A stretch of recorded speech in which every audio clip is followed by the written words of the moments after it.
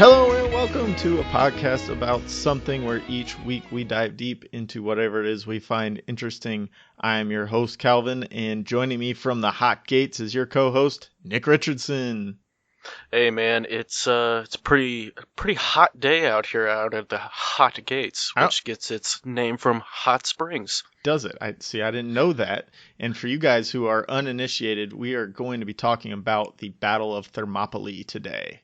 Which, yes, sir. That's where the hot gates come from, just in case you were wondering.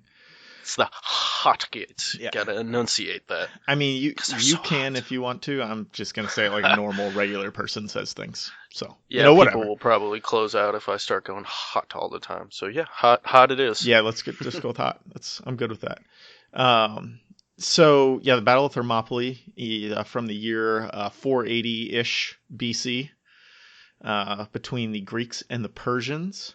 So what was your introduction to this battle? Because for me personally, freshman year of college, I had to read just this terribly, terribly boring book about it. Mm-hmm. And it was like, I want to say probably 8 months before 300 came out. And I had 300 was not on my radar. I had no idea who Zack Snyder was, didn't know the movie was coming out. But I read this book, barely, fell asleep most times trying to read it. Wrote the paper on it, mostly forgot about it. 300 comes out on DVD, so this would probably been a year and a half later. I watched the movie. I'm like, holy shit, this is that terrible book I read. The movie was much better than that book. I couldn't even tell you the name of the book, but it was for a history class, and it was not good. Most of those are pretty dry. The difference is in the professor. Professor was not great. It was because he would do this thing that was like, all right, you guys read this book, and when, at the end of the 3 weeks I give you to read the book, we'll write the paper on it. But during that time, we're going to just study completely different things. So it wasn't like classes every day on that book. It was, you guys read this book, in 3 weeks we'll do one class on it, and you guys will turn in your papers. So it was weird. Here's this dry-ass book. Read it in your spare time, and good luck. Yeah, we'll be back. We'll come back to it. Not fun, dude. Yeah, that would immediately make me like that book a whole lot less. Well, it was like one of those things okay, it's gotta be done in 3 weeks, so every time you get bored you just put it down, I'll finish it later. I don't think I even finished it, to be honest. Yeah, that's when the internet started coming around big time, so it's okay, Spark Notes, let's go. Been there, brother. Got me a C on the paper. That's all I need. That's all that matters. Gotta get that passing. So what was your introduction? Yeah, mine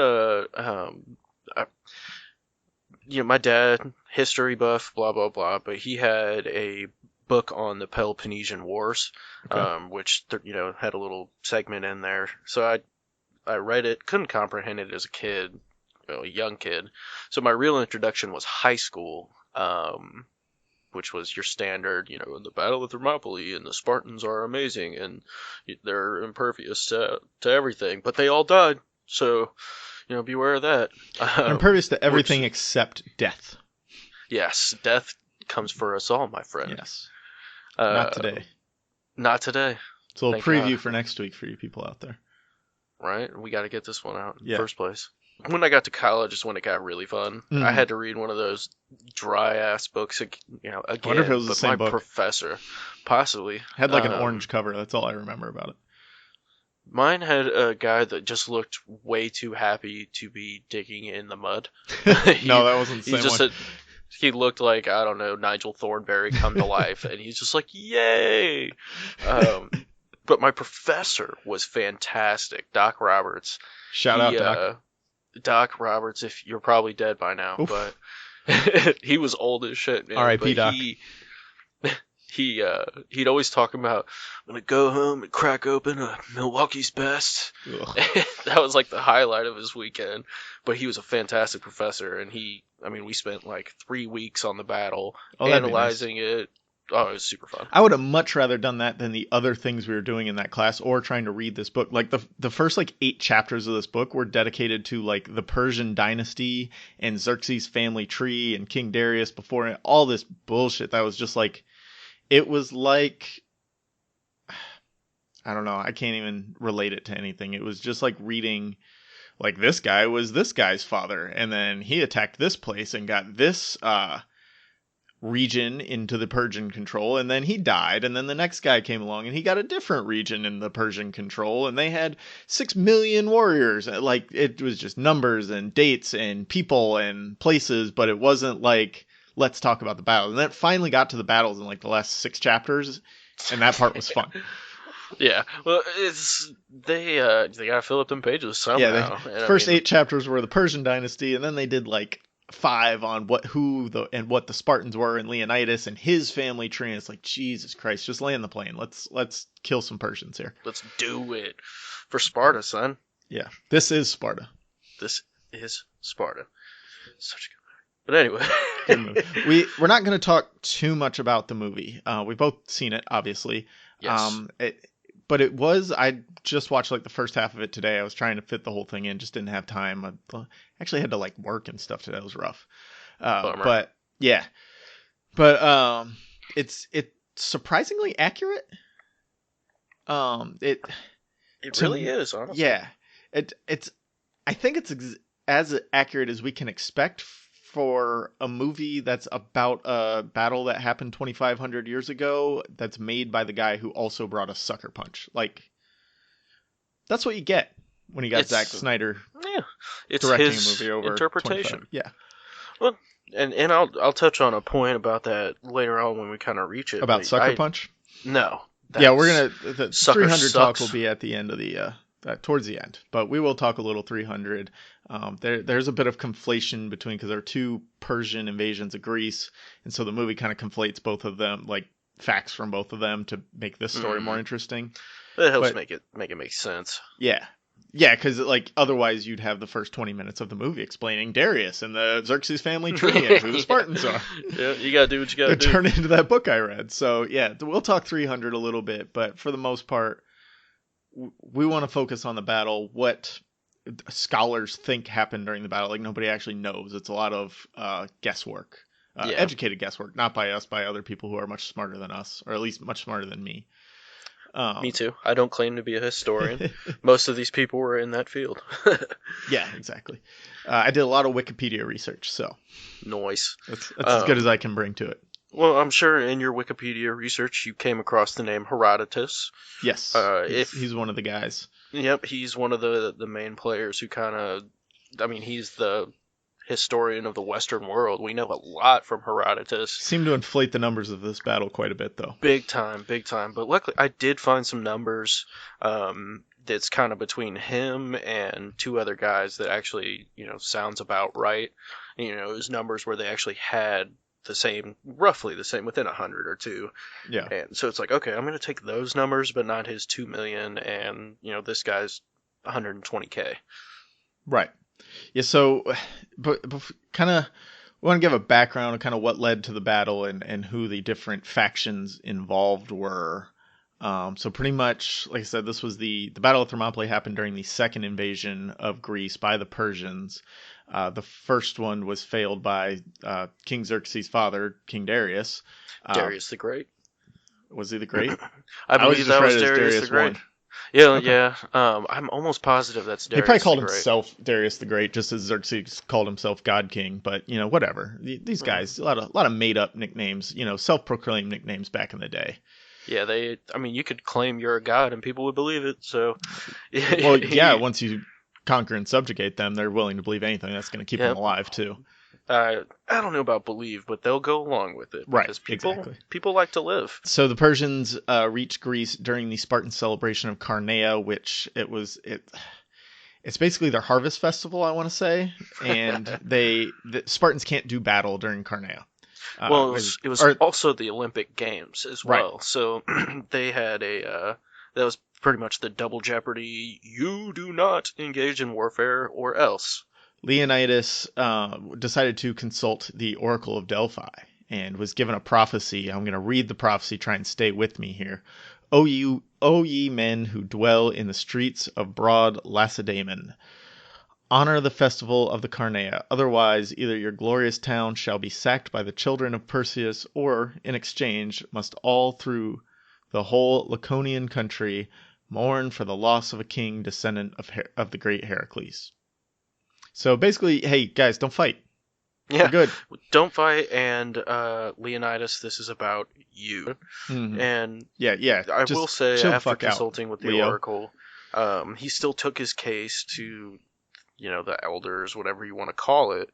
I thought it was the other way. Well, in the movie, they portray it the other way around. He goes to the elders and they consult the oracle. Either way, it doesn't matter. He talks to everyone, trying to let them, be like, "Hey, let me go." Well, Nobody's giving that him. is one big difference. Actually, the elders did, but not in the way Oh. they saw it as a big enough threat that after dealing with, and almost losing the whole country during the Battle of Marathon, and the Athenians Mm-hmm. win, they knew Xerxes wasn't playing, Nah, and he Xerxes had does not fuck around. well, and I mean, he did some crazy feats that they didn't depict in 300, and a lot of people don't know. Like, he connected pontoon boats to cross the Hellespont. So they had that in the back of their mind. That's That dope. is crazy. That is an amazing feat of engineering. And I mean, Yeah, Nick did a lot more research for this than I did. I had a pretty stacked week at work, so he's gonna be throwing this shit at me all day, and I love it. I really like the idea of this battle, which is weird because of my first introduction to it was so so terrible. dry. Yeah, it's hard. Yeah, but like, so I was like, this is just stupid. I would never be into it. But like, just the idea behind it, of everything that went into it and how it moved along progress for the Greeks, is kind of cool. It's super fascinating.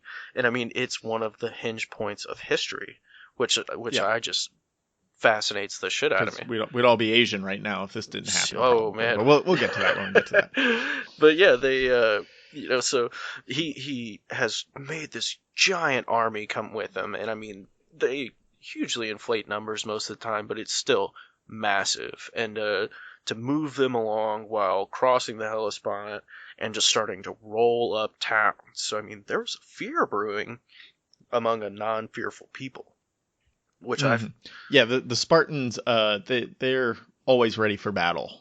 That's what they So do. it's weird to see them not like be a little hesitant to go into a battle. But yeah, like you said, Leonidas, he consulted the oracle, he consulted the elders. The elders kind of went along with him, basically bringing his 300 bodyguards to battle. Yes. And that's how they got there. Yep. He couldn't call his full army, couldn't go into full on war, but he could, go for a stroll with his bodyguards. I could go scout, as they put it in the movie. But yeah, they also only took those 300 men that had sons, which I thought was super dope as well, because I think you would have to give into that as, like, I don't know, you'd have to make that concession, because then you're not costing the state anything, and ultimately the state of Sparta. They have warriors to replace the warriors you're about to lose. Because everybody kind of knew going in that this is a suicide mission. Right, and he didn't have the full support of the state, so he was going to have to get it on the way, which is crazy when you think about it. Like, hey, go out there and see if you can get some people. And there were several factions involved. We have the Spartans and the Persians, and then there were several other Greek factions in there as well, helping the Spartans. Give us a little background on all these people. There was on who was in the battle. There was quite a few actually that made up the the compilation of Greek city-states. Of Greeks. Yeah. But the big players were Athens, obviously the democratic seat of ancient Greece. Like, it's one of... Shout out Athens. Yep, thank you for thinking big thoughts. You guys are great. Yeah, just thinking, really. You are awesome, and democracy is a little bit messed up right now, but it's pretty cool. I'd rather be in a democracy than communism. That's for damn sure. Or under Persian control. Right. But they had the navy, so they had what Sparta did not, obviously. Well, and they, at the same time as the battle, we should probably mention this, that at the same time as the Battle of Thermopylae, there was a naval battle going on at Artemisium. Yes. Which was mostly between Athens and the Persians as well. So these two battles are going concurrently, and what happens at Thermopylae ends up helping kind of what's going on at Artemisium in the end of it. Absolutely, and that was thanks to Athens' massive buildup before the war. They ordered, I want to say, 1,000 triremes, which is, obviously crap. There was probably 100, which is still some Euron Greyjoy shit. Hopefully they didn't have any. Build me 10,000 ships. Oh, they're done next week. You come pick them Yep. up. Oh, cool. Here I am. I need 20,000 men across the sea in 4 hours. Westeros isn't that big. It's okay. Yeah, it takes about 15 minutes to get to the wall. Whatever. It's right up the road.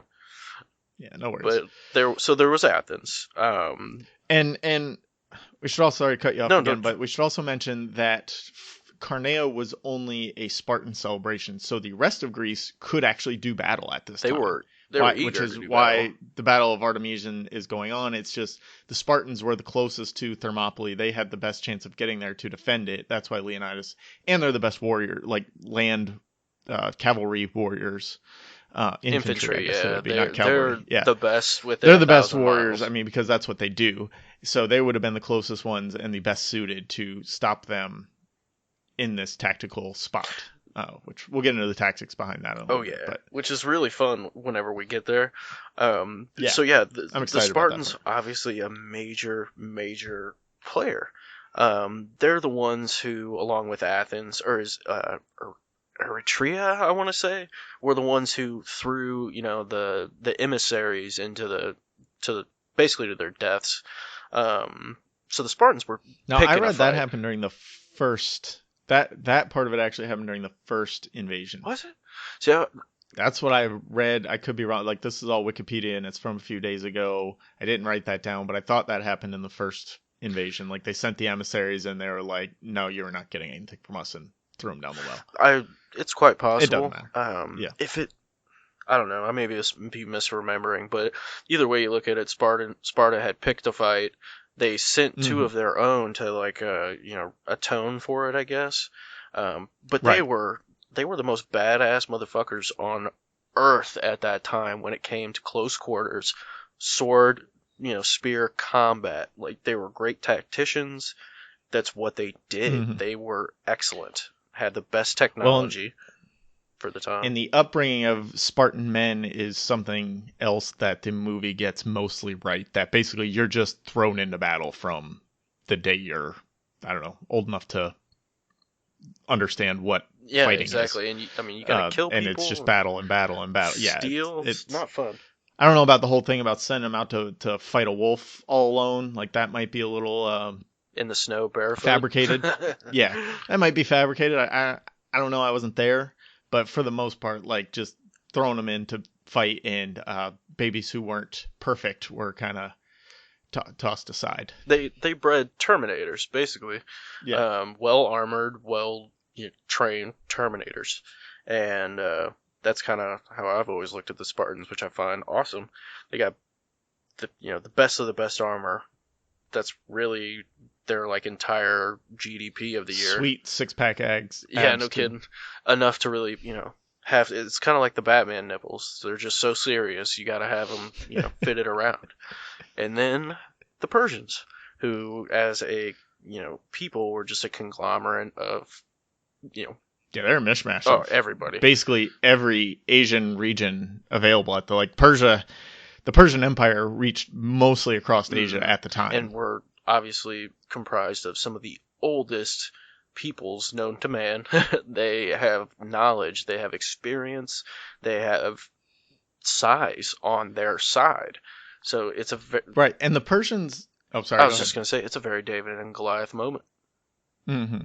And the Persians had a propensity for figuring out who knew what and how to kind of play into whoever they were conquering strengths. So you conquer a region and you subjugate most of them, but you keep their leaders on as now your generals and things. And I don't know if this happened in real life either, but in the movie that Xerxes, there's a moment where he basically says, kneel now to Leonidas, kneel now, and you'll be commander of the whole Persian infantry, basically.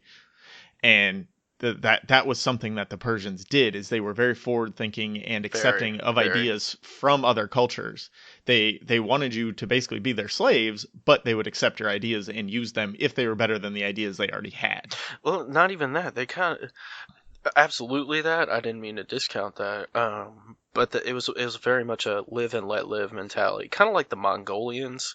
You could practice what religion you want, you could do what you want, but damn it, you had to pay your due to the king or the leader or whoever was in charge, whether it be Xerxes, Kublai Khan.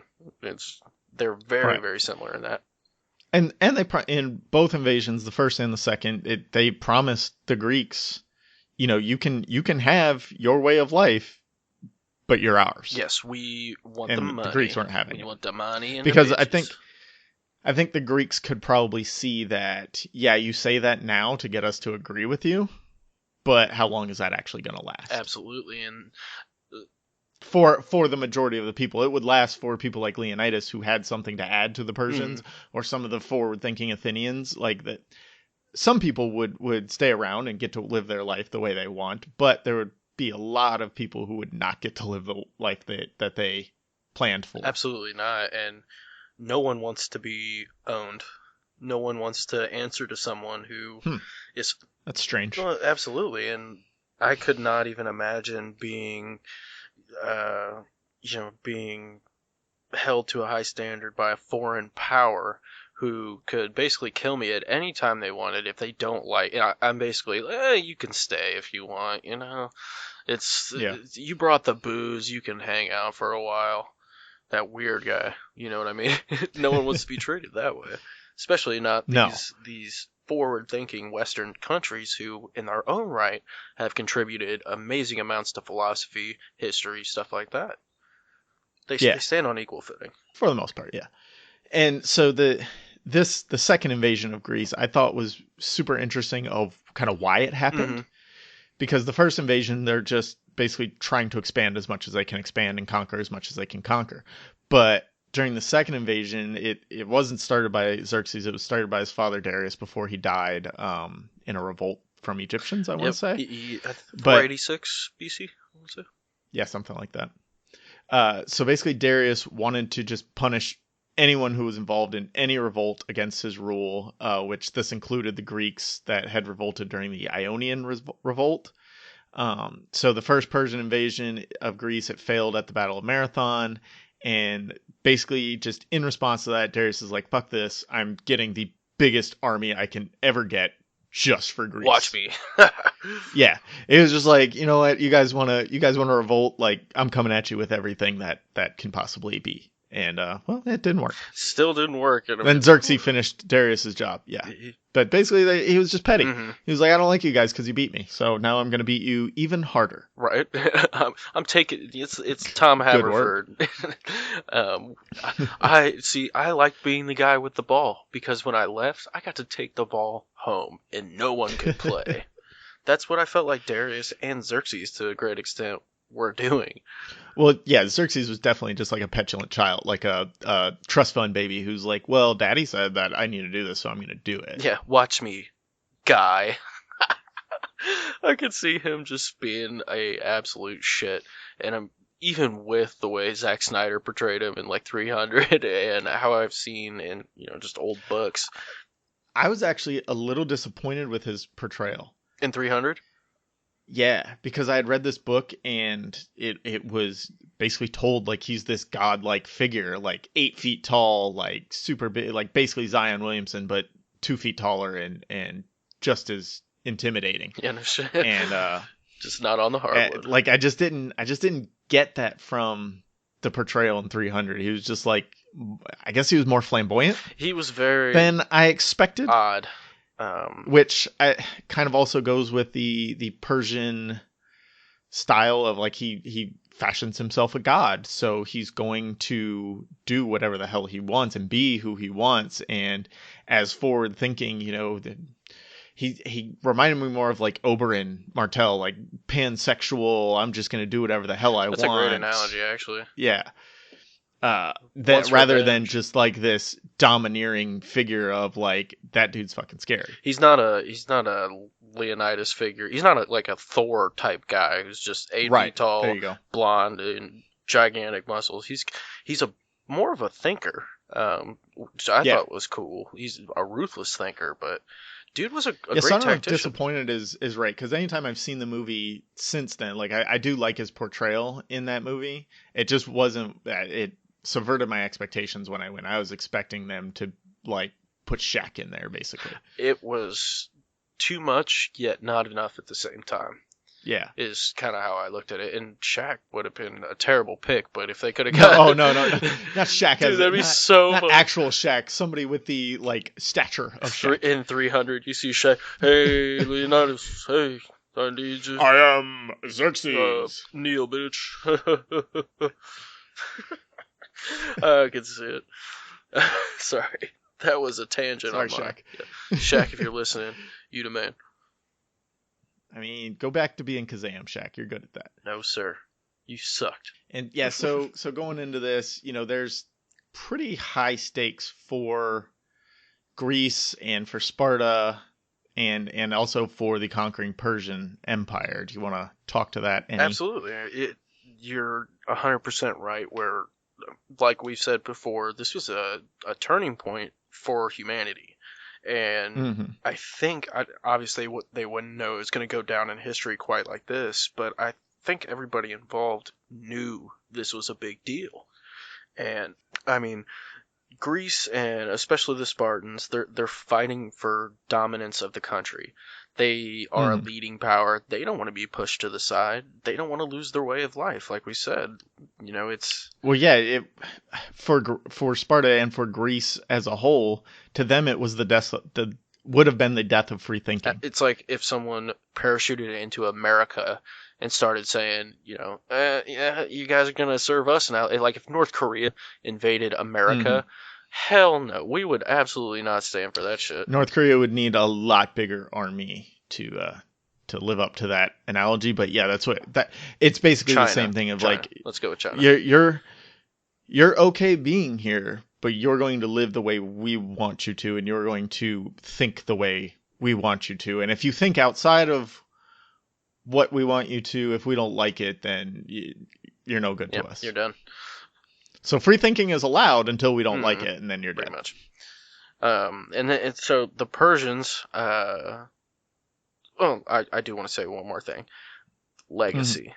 Every society wants to, be a part of, leave a lasting legacy. You think the Romans didn't want to be known forever, or the Egyptians, you don't or wanna, something like that? Right. You don't want to be the ones responsible for the fall of your way of life. Hell no.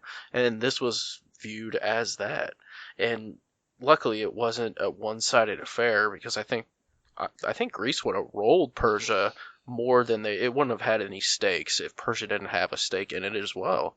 Because if they lose to a bunch of cobbled together city-states from a society of people that they look at as unsophisticated and barbarian-esque, and how would that, you couldn't be an empire if you lost. Well, because right, the Persians think they're forward-thinking and accepting of other cultures, and the way at the time the Greek city-states were set up is like Athens was the forward-thinking city-state, Sparta was the military city-state. They had all these different factions that basically did different things. So the Persians thought that they were, as a whole, all of that combined. Yes. And to some extent they were, but also at the same time they weren't, because you couldn't be too free-thinking in the Persian society without getting got. Yeah, incurring the wrath of somebody. Yeah. Yeah, right. Because if anyone was free-thinking enough to go, well, maybe this dude isn't a god, then, they're out. Sorry. Yeah, peace. Hey, you wanna come behind this place and see a sharp thing I got? Come on over. It doesn't make sense that this dude is a god. I saw him... I saw his mother give birth to him, just like the same way I saw this lady give birth to this kid. There's no way he's a god, because that doesn't make sense. That you can't think that way in Persia. No, and they'll do some crazy shit and wipe your entire family off the face of the earth. Yeah, pull some Reigns of Castamere shit. Dude, I wonder if Xerxes had his own Reigns of Castamere that he played. I don't know. Fuck up Greece. Know. They had a little anthem. Yeah, it would just be solely focused on how they can beat Greece. They're not even worried about anything else at this point. Egypt sucks. Greece is worse. And a lot of tambourines and probably some bells of some kind. That'd be fascinating. Well, and another thing kind of at stake for the Persians here, Greece was kind of a gateway to the rest of Europe. Yes, and Greece is, kind of in the southern portion of Europe, if my geography is correct. I'm not great at geography. But if you conquer Greece, you get their armies, which were vast and Mhm. good, and you also get a gateway to the rest of Europe. Yes, You absolutely. find ways in, and you have the Spartans, who you let them continuing living their way of life and raising warriors. So now you have an army of great warriors. You also have them teach your armies how to fight the way they fight.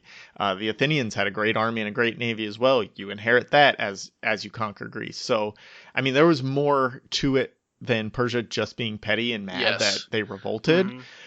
But at the same time, they were mad and petty because they revolted That also. was I think the gateway to the western part of Europe, I want to say, was Hmm. almost a secondary concern, because oh my God, the Greeks besmirched my father's legacy and his honor. I gotta make my legacy better again. I gotta patch that up.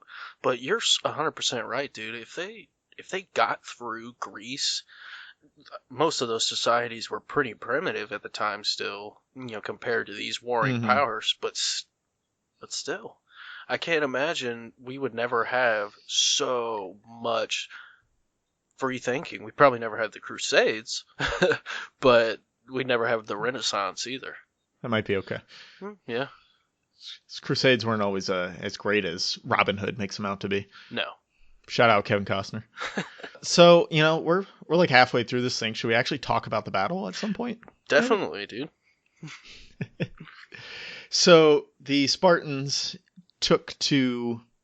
they decided that they were going to take the fight closer to the Persians. They weren't just going to wait where they were. They wanted to go to Thermopylae, the south side of Thermopylae, where this Yes. structure called the Hot Gates lies. And the Hot Gates is this narrow passageway with kind of a wall built into one side, and then if you get far enough over to the wall, it's basically just cliffs that Hmm. it's not a sheer cliff like they show in the movie, but it's still like cliffs and valleys. Like, it's not stable ground once you kind of get off to the side of the wall. So this was a very strategic position for them Yep. because they could use their smaller numbers to their advantage at that point and kind of block this area off. They got the hot gates, they got the cliffs, and then there's an interesting on the mountains to the other side. There's a pass that could be used to outflank the Greeks have if somebody were to find it Sons of guns. somehow. But they I don't know. they I don't picked know how the that would happen. perfect Maybe place we'll look to. into that. Um, well, they knew, like you said, they were gonna want to Yeah, they roll knew what up they were doing. Greece, so that was the place to do it. That was access to southern Greece. Off the cliffs was the sea, at a distance. So the Athenians parked right there. Yeah, they had a And we're blockade. just, Yep. you can't get in through the sea. And if you're in that funnel place, that takes away the Persians' best Hmm. units, which are their cavalry. Right. Their numbers don't count for anything when in an open field when you have 10,000 versus 7,000, and we'll get into the actual numbers on each side. Like the 10,000 is going to overwhelm the 7,000 in quite easily because you can flank and do all that stuff. But when Hmm. You can right, but maneuver. when you're going 10,000 against 7,000 and the 7,000 have their backs to walls, you can't get around. You have to go head to head with them, so you can only fight, that front line versus that front line. You can't do anything else. No, you Um, got to go through them, right, and which that's is, tough. yeah, that's hard, especially with how the Greeks fight. So let's talk Yes, numbers on each side. What let's do what it. did you find for the Persians? Okay, for the Persians, and this is from Herodotus to basically every other. So 2.6 million men Yeah, that was was what Herodotus. Herodotus said. 4 million was another one by a contemporary. Hmm. Most people let it fall on between 120,000 to Yeah, 300,000. that's where modern scholars are, right Yeah, in that I'm range. going with around 100,000. I don't even think it's that high. Is that just be impossible? The logistics of that in ancient times? No way. No Yeah. way. So yeah, my note was anywhere from 120,000 to 4 million people in the Persian army, depending on who you ask. It's Yes, exactly. depending on All which way educated if you're people. rounding up or down. Yeah, no kidding. Just round up if make it sound cool. But the Spartans were roughly Well, the Greeks were 7,000 7,000. strong. Yeah, Spartans absolutely. were So, the 300. The 300 Spartans went there. well, it's the 300 Spartan hoplites. So they're like The warriors. Basically they're the hardest warriors. They're the ones with all the body armor and the all the training. But there was also the Lacedaemonians is basically just Greeks. Right. And so they were joined on the way by quite a few people from all throughout Greece. It's kind of ridiculous. I mean, you got the rest of the Spartans, the Mantineans, the Tegeans, the Arcadians, which you hear about, and 50 other things. But the big ones are the Phocians, Yep. the Arcadians, and the Lacedaemonians / 300 Spartans. Those are your big players, specifically because those Phocians were the 1,000 It's really set hard to. pronouncing ancient Greek words. Yes. I'll Most give of you it comes from Dan Carlin's Hardcore History. I had to, like, you sent me the outline for this, and you, to your credit, you spelled Thermopylae correctly, and I'm like, that can't be right, and I had to Google it, and I've looked at the word Thermopylae like 100 times probably, and I was like, no, he didn't spell it right. Let me look it up, and you had it right. I misspell it all the time. Yeah, it's still. Very easy word to misspell. Well, shit, son, this is America. I don't want to spell stuff like that. I spelled it that way, so that's how it's spelt, damn it. I seen it that way. I seen it. You kill someone with your bare hands. I seen it. But you mentioned something that possibly could undo the Spartan force if they possibly got a pass, if you will. Oh, we're gonna talk about that now. We can throw it out there if you want. No, that was let me say this. So we've established there's a pass. Yep. The Phocians were set to guard said pass. Yeah. That's so they're responsible for this. Those Phocians like their sleep. They were a groggy type. They were a bit groggy, and there's bitches.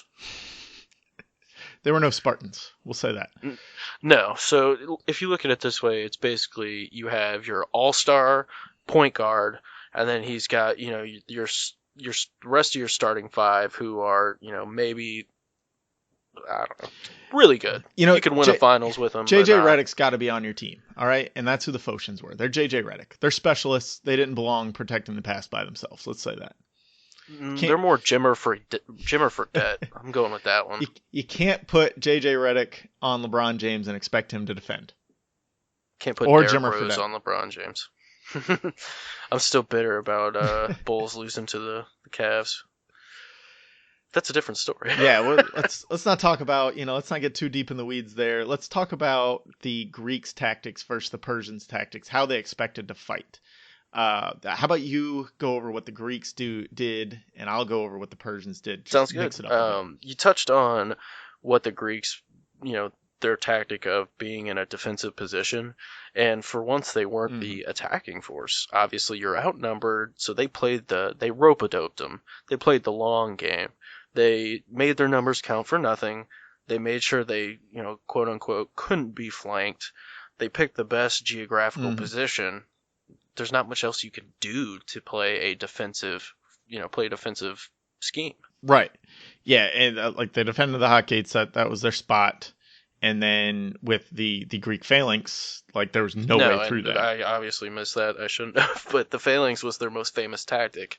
And when it's when it's tight and it's sound, and they can basically not focus on being flanked 24/7, it's just water on rock, man.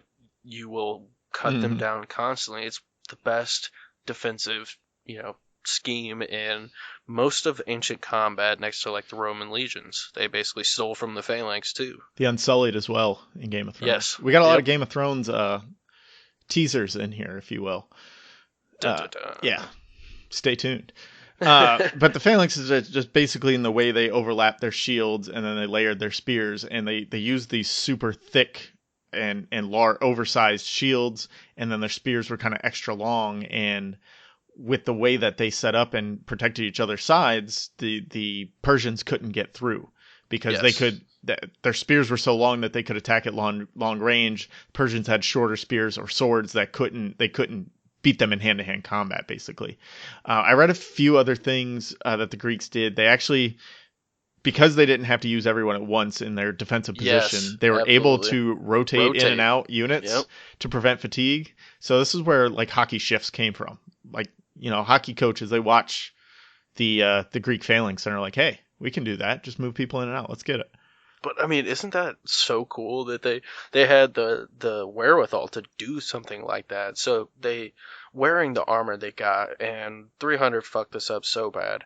They're not Yeah, because bare they don't wear any chested. armor. Yeah, these dudes are covered head to toe in copper, bronze armor, Mm, and that stuff back then was tough. Basically, if the Persians weren't up close firing arrows at them, those were completely useless, and they had yep. giant shields which protected the man next to them as well as themselves. And they were so good with spears, it's ridiculous because that's the focus of the phalanx. I mean, they precision Yeah, the strikers. shields only do so good. Like at some point, you have to actually attack the people who are attacking you also. So yeah, they're Hmm. very good with spears, and they had spearmen, kind of further back in the phalanx that could accurately hit people, on the front lines, the enemies on the front lines. So it was the people on the front lines, basically stabbing at the other team, for lack of a better word, because I'm not doing good with words right now. And there was also people further back that could throw the spears as well. And then Yep. I even read at one point, this is when the Immortals were attacking, and I'll get into what the Immortals are and things like that in a minute. The Greeks ran a fake retreat and then just turned Yes. around and started attacking them, which I Yes. was like, that's pretty funny. Well, I mentioned the Mongolians earlier. That's Hmm. where they got this idea from, is the Greeks were masters at feigning retreat, and then while they're chasing you, basically turning, setting the phalanx, and just slaughtering the Just, shit yeah, out of them. And when you set a have a wall, force yeah. of that many coming at you, forward momentum's a bitch, dude. You're falling on that spear. Like, they Hmm. didn't have to do much. And that's incredible that a force of 7,000 can just take on concurrent wave after wave after wave of men. Yeah, so how the Persians attacked, their first attack was Xerxes sent out 5,000 archers to just bombard them with arrows, and they just bounced off the armor pretty Yep. much, and not effective. At They were, 100 I yards think, away. 100 meters away, yeah, and it Mm. just nothing. It is meters, yes. So Yeah. 300 yards. That's really not that far when you think about it.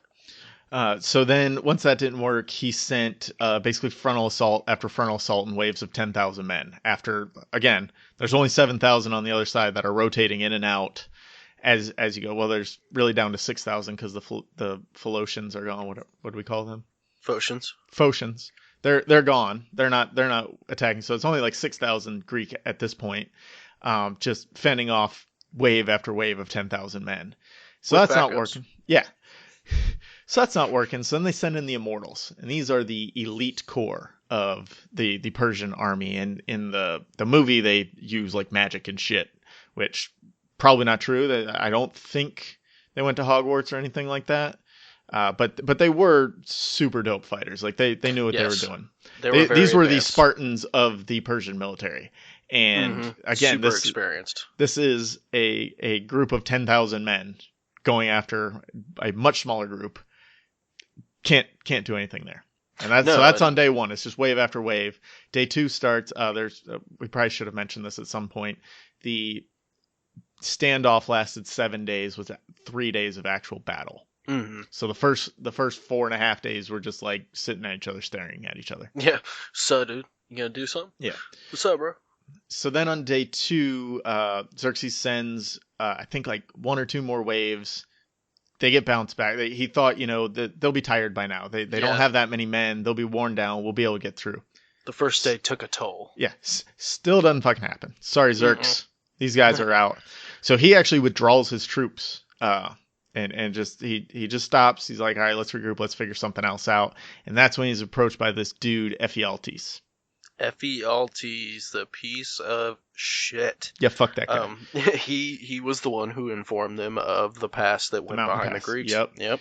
And so Ephialtes has now been turned into, I don't want to say a swear word, but basically it means nightmare in the Greek language now. Yes. And so it's kind of like how we would refer to someone as a Benedict Arnold. That's Yeah. Great Same thing. analogy, dude. Jesus Yeah, Christ, that's thanks. fantastic. Bad with words, but good with analogies today. So after learning about the mountain pass from Robb Stark and his direwolf, they send 20,000 men up the mountain pass to attack whoever's waiting, or to basically encircle, to outflank the Greeks. Yes. And that's where we get back to our sleeping Phocians. Our Phocian brethren, they were caught off guard so hard. They heard some rustling in the woods and decided they needed to mount up. Hey, what's that? They were And like then- the ghost hunters. Yeah. What's that? Did you hear that? So they retreat back to a little further off, and the way the Persians got past them is they shot arrows at them, Yeah. and then just kept going. Like Yep. they didn't shoot arrows to attack them. They shot arrows to make them think that there was an attack coming, and then they just didn't attack. They just fucking went down their path. Peace. So Yeah, they circumnavigated them pretty. You know, the Phocians are. the Phocians are really the Star Lord of this group. They're dicks. They got pinned down. Spider-Man Now had the they're not- Infinity Gauntlet off, Quill. Just leave him Yes. alone. See my Twitter at alone_podcast, and you will see my feelings on Peter. It's all part of the plan. It's all Bastard. So they shot arrows at him, and they hid behind some rocks. Basically, they're like, "Man, we're really sleepy," and this They guy's weren't shooting hiding stuff behind at the rocks. us. They were defending the rocks. They needed a better position to defend from, so they went off the path to make sure that they could defend the path. Obviously, After you, sir. I gotta defend over here. This is my spot. Never. don't trust the Phocians. Yeah, bastards. If a Phocian person, if they still exist, hears this, we're gonna get some hate mail. Yeah, that's true. And unless if you're a descendant of Ephialtes, then we're gonna just say fuck you as well. Yeah. But that was the turning point of the war. Yes. Them and- finding the pass, and I said Robb Stark earlier that's kind of what Robb did in the Song of Ice and Fire books with Grey Wind. Grey Wind, while Robb Stark is sleeping, would go and find these kind of paths that nobody else would know. He'd find hunting paths and things like that because he's a wolf and can move, and because Robb Stark may have some otherworldly powers, he can see what Grey Wind's seeing while he sleeps. He has some dreams that tell him, how to win wars. Yeah. And unfortunately, this was the undoing of the Greeks. They didn't give credit where credit was due. That if they're trying to blow through you anyways, if they find you can't defend 20,000 men through that. And Leonidas knew he was fucked, held a quick war council, and said, "All right, y'all. Most of you got to bounce." Yeah, he said if you want to go, you can go, and Well, to his credit, there's a lot of people debate. stayed. There's debate about whether he told them to go or whether he ordered them to go, Or whether they just went. Yeah, which I'm sure it was probably a combination of all I can tell you what, three. the Phocians, they just left. They didn't give a shit. They never were seen again. They just they ghosted themselves because they're such assholes. Goddamn But Phocians. after they held their war council, you're right. Quite a few men stayed behind. Nearly 2,000 is what I read, comprising of all kinds of different people. Yeah, and then on that last day, for their last stand, they actually met the Persians out in open field battle. They weren't defending the hot gates anymore at this point. They basically wanted to go down in a last stand. Some people say it was to allow time for the Greeks who were escaping to escape and go back and tell their stories.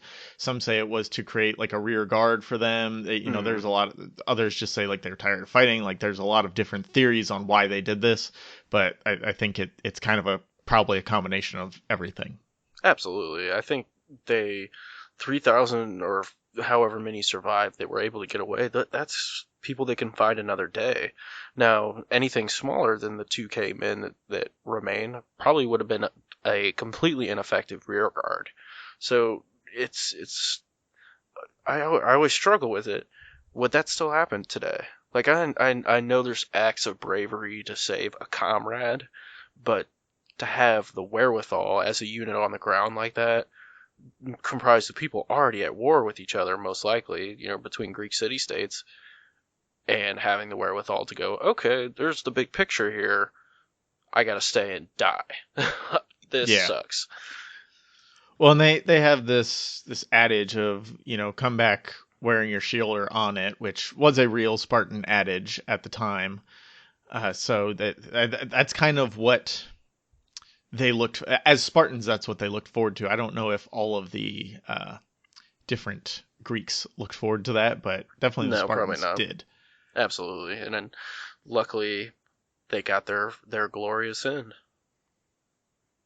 Yes, they did. They did. They did. Most of them. Well, I guess all of them. All of them died. All the ones that stayed Yeah. behind. A lot of people died there. Well, unfortunately they couldn't they came out to fight in open battle, so Xerxes was able to use his cavalry. Well, yeah, they just and fucked it it. was They over just after that. closed in on. They had them fully encircled. They just closed in on them. It was kind of like, again, back to Game of Thrones, like the Battle of the Bastards before the Veil Army shows up. It just collapses down on the Greeks at that point. Yeah, and God, that'd be a shitty way to die. Just Yeah. basically standing there waiting to get killed.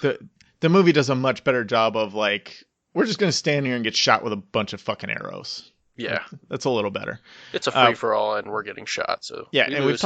we've talked a lot about 300. We're not going to talk about the sequel at all because it was bad, and I couldn't even tell It's you the what worst happened. movie I've ever fucking Yeah, seen. It's well, terrible. that might be going a little far. I've seen worse movies. Hey now, hey. I've seen a lot of bad movies, but it was mostly forgettable, not very good.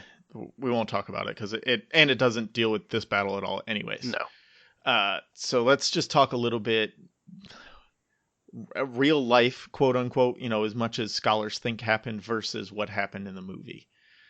The main thing is that there were a lot more Greeks there, obviously. Yes. They really hyper. It sounds weird to say it, but they hypersexualized it. Like they made it romantic, and they inflated quite a bit. But when you look at the facts, it's still fascinating. And they were pretty spot on with a lot of stuff, surprising amounts of stuff. Yeah, and the other thing that they kind of fudged a little bit, and I can get why they did this, is the kind of the Persian monsters and magic coming at them. And I think a lot of that is probably rooted in the fact that these stories were told from kind of like the movie is done. It's told by a survivor telling the rest of the army, trying to build them up to go fight for their king. So you embellish that. You make it sound like the odds were much worse. And I think for a lot of these Spartans, like they had probably never seen somebody over 6'8". So a 7 foot tall person is going to look like a giant. Oh, especially when they're like 5'3", 5'4". Right, exactly. They've never seen an elephant, so an elephant's going to look like a monster at that. Elephants and rhinos are going to look huge in comparison to anything that they've ever seen before. So I think it's emphasized, but all of these monsters are kind of rooted in real life things. It was just, embellished a little bit and over exaggerated because to somebody who's never seen an elephant, like that would be a crazy fucking thing to witness. Oh, absolutely. And you kind of have to add the some other embellishment somewhere because you can't crossing the Hellespont was a bitch, and the Persians tamed the Hellespont. That's a hell of a thing. I'm sure the Spartans were like, holy fuck, dude, he just walked over here. He walked, man. And they were probably freaking out. So you can't really show that on a movie and people being like, no, they really did a good job. The Hellespont, if you didn't know, is really persnickety. It'll fuck you up. Yep. I guess so. Persnickety, I like that. So let's get into the aftermath of the battle. What happened? What do we get from this battle? The victor of the battle. Who won it? Who won the battle? Who won it? It was obviously all the Greeks died. So the Greeks as a whole won this battle. They I don't know that they won the battle. Well, they definitely didn't win the battle. They win in the end. They win the actually, war. if they did win this battle because they showed that the Persians can be slowed and they can suffer. Yeah, it was like when Rocky cut Ivan Drago that first time, really. Yes, he is a man. He bleeds. That's what they won, and I mean that's a hell of a thing when you're looking. You're across from a impenetrable, undefeatable force. If you can make them bleed, you can make them suffer. Yeah, they'd never been defeated in battle. I mean, they'd probably been defeated in smaller battles, but for the most part, they conquered whoever they wanted to conquer. And a big thing for the Greeks, even though literally all of them that stayed behind died, Hmm. it the 7 days of this battle held them back enough for the blockade in Artemisium to work, and for the rest of the Spartans, because they fought, the rest of the Spartan army could then go regroup with other Greeks and create a real Greek army to stand up to the Persians. And it gave them enough time to do those things. Had they not held this last stand at Thermopylae, the Greeks would have just been scattered and they wouldn't have been able Hmm. to kind of come together to, in the end, eventually defeat the Persians. Yeah, it was the first instance of that really in history where they, as an entire nation, rose up to defeat the enemy when before, just a couple months ago, they're separate city-states fighting amongst themselves for power on a landmass. Right. That's crazy. So yeah, I mean that's what came of it. The Greeks got to hold on to their free thinking. I mean, a little bit disheveled at this point, but they got to hold on to their free thinking ways of life for the most part. The Spartans, I don't think, ever really fully recovered from that though, and they kind of started to get on a decline after that. After they defeated the lion in the room, so they never really needed to be as great anymore. And I think you're right. They lost a lot. They bled a lot in the future battles. They lost a ton of the male population. You can never really bring that back. But I want to say that they probably rode on word of mouth quite a bit. Like, oh Hmm. shit, that's a Spartan. If they weren't already Yeah, I'm badass as sure they shit, never had to buy a drink in the Athenian hell bar ever no. again. No, and they had plenty of dates on Tinder. They were Yeah. ready to go. It's like the dude who hits the game winner in March Madness. Like, yeah, he's not going to the NBA, but he got his team to the Elite Eight, so he doesn't ever have to buy a drink in this town again. Damn right. Yeah. And that's there are a lot of great battles throughout history. A lot of them stand up to the test of time. This is one of those that despite being over 2,500 years ago, it give or take, it people still know about it, people still talk about it. We ran a poll on Twitter earlier that got some votes, not as many as I would have liked, but it got some votes, and a lot of people had learned a bit from 300, a lot of people learned a bit from school and in other ways. So like people are still learning about this, even though you don't learn about, I couldn't name one battle that the Roman Empire held, but I know about this. So it's something Hmm. that continues throughout history as a teaching point. Why do you think that is? It's an allusion to the glory of the Western culture. David versus Goliath. I Hmm. mean, bravery in the Great face underdog of story. sure defeat, standing up to the corrupt, sticking to your guns. There's euphemisms on euphemisms on euphemisms. I think, especially as Americans, it really speaks to a lot of what we hold dear to us. And at the same time, where do you think we got those from? Shit like this. Like it's amazing that it's such a bastion of history Hmm. and everybody sees a little bit of themselves, and I'm sure pretty much everyone on earth shares some sort of value with what one side or the other was fighting for. Right, and not only was it David versus Goliath, 300 versus million, because when the story is told, it's always told as 300 stood up to millions or to tens of thousands, whatever.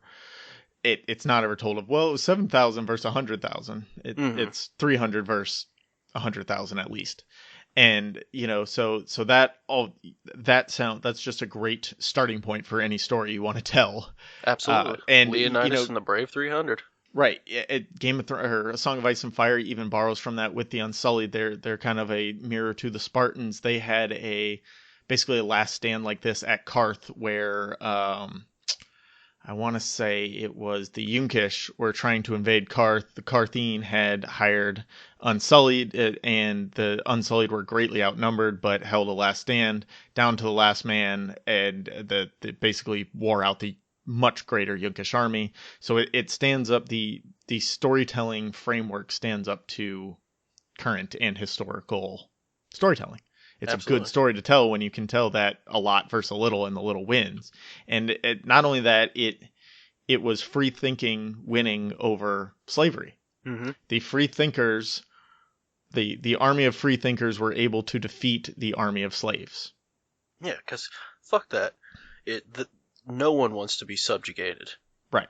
Freedom is the D- most beautiful Deep, thing ever. right. Deep You know? down, when you're fighting, if you're fighting for your way of life versus you're fighting because somebody's holding a gun to your head saying you need to fight, the person who's fighting for their way of life has more motivation to preserve their way of life. The guy with a gun to his head figures, I'm going to die either way, so why am I going to put my all into this? Yeah, no So, thanks. No one wants to do that. no. You got anything else on the Battle of Thermopylae, the movie 300, the movie Meet the Spartans, anything like that? Did you Never ever saw see Meet the Spartans. I watched it. I couldn't tell you one joke from it. I was gonna say I heard it was absolute garbage. I watched it. I can't see that movie is worse than the 300 sequel. So there you go. There's one right there. Yep, there you go. You win. You have proven me wrong, sir. I mean, there's some cool action scenes in that 300 movie, but That's about all that saves it. I don't know anything about the battle that it was about. For the most part, like it's something that's not really on my radar, so it doesn't have as much meaning to me. Because after your second, third, fourth, fifth watch of 300, you're like, holy shit, so much of this is accurate that it's Well, and scary. I'd much rather go back and just watch 300 again than Well, watching this bad sequel. It's super good, and it's the hyper stylized action. It's Mhm. got I was a teenager when I first saw that, so I was just like, holy shit, this is crazy. Well, yeah, knowing dudes. nothing about Zack Snyder and how he killed Watchmen and Sucker Punch and the Justice League stuff, like if you were to say, like, somebody who's only known Zack Snyder in the last 7 years, if you were to be like, no, you got to watch this movie about this 2,500-year-old battle. The dude from Justice League did it, but trust me, it's good. Like, nobody's gonna buy into that. But at the time, Zack Snyder was kind of this unknown quantity, and this was the first movie that looked like that. Yeah, I mean, this was such a huge movie that changed the game. And it's so the scenes are so beautiful, and the over stylized action, like you said, is just amazing. And just the freeze frames that they pull off throughout, the slow motion is done perfectly. Like, there's a lot of good filmmaking in it. I don't know if good filmmaking is the right word, but I think you're beautiful right, and exciting filmmaking, at least. yeah, it's good cinematography, and right. I mean, it's not going to win an Oscar, but no, it looks cool, and I want to see it. Well, that's in my head. That's the type of shit that I imagine when this battle's going down. Everybody does that. Right. It's fun to think about what happened there, and